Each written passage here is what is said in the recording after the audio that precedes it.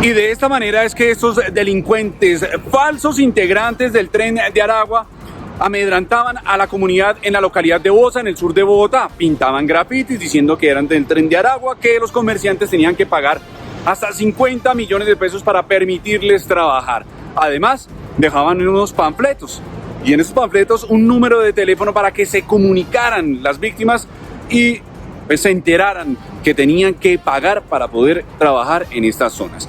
Pues las víctimas no se quedaron calladas y denunciaron, advirtieron que la situación era bastante grave y que estos delincuentes, supuestos integrantes del Tren de Aragua, los estaban intimidando.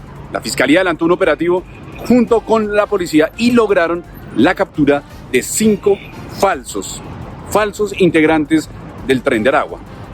Que tienen que entregar en este caso, empezaron con una suma de 50 millones de pesos, después la redujeron a 25 millones y finalmente el día de la entrega que se realizó fueron 5 millones de pesos. Pero para amedrantar aún más a las víctimas, muchas veces disparan a los establecimientos de comercio, como ustedes lo han visto. O sea, se ha exacerbado la violencia contra los comerciantes. Y entonces ahí lo más importante es que denuncien ante la Fiscalía General de la Nación. El nivel de descaro y hasta de burla de estos delincuentes que fueron capturados simulando ser integrantes del Tren de Aragua para intimidar más a los comerciantes, incluía hasta tratar de imitar el acento de los ciudadanos venezolanos para darle credibilidad a las amenazas cuando recibían las llamadas de las víctimas. Pues todo quedó en algunas interceptaciones de teléfono que obtuvo la Fiscalía, que fueron también material de prueba para presentarlos ante un juez de control de garantías por el delito de concierto para delinquir y extorsión agravada. La Policía Nacional de Colombia, a través del Gaula Bogotá, captura a 5 personas en flagrancia por el presunto delito de extorsión. Delincuentes que intimidaban a las víctimas, especialmente comerciantes de la localidad de Bosa, a través de panfletos y llamadas intimidatorias a nombre del Tren de Aragua.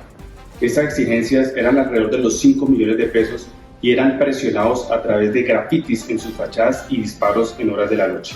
Invitamos a toda la comunidad en general a denunciar cualquier hecho de extorsión a la línea 165 del Gaula de la Policía Nacional.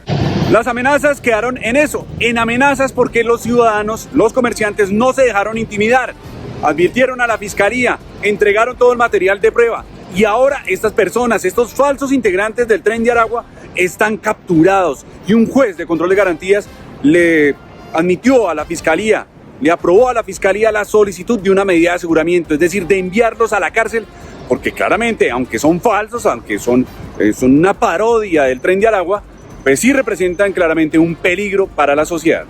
Estas 5 personas fueron capturados con material de las extorsiones, con los panfletos, y efectivamente vemos cada día que aumenta más la violencia sobre las víctimas en materia de extorsión en Bogotá. Ya es común ver cómo disparan a los establecimientos de comercio como modus operandi para amedrantar a las víctimas, pero gracias a la denuncia ciudadana se logró la judicialización de estas 5 personas que quedaban con medida de aseguramiento intramural. El trabajo de los investigadores del Gaula de la Policía, de la Fiscalía en la seccional de Bogotá es contundente y el material probatorio igual, que acompaña a todas las audiencias, permitió justamente que estos falsos integrantes del Tren de Aragua terminaran en la cárcel por tratar de aparentar lo que no son.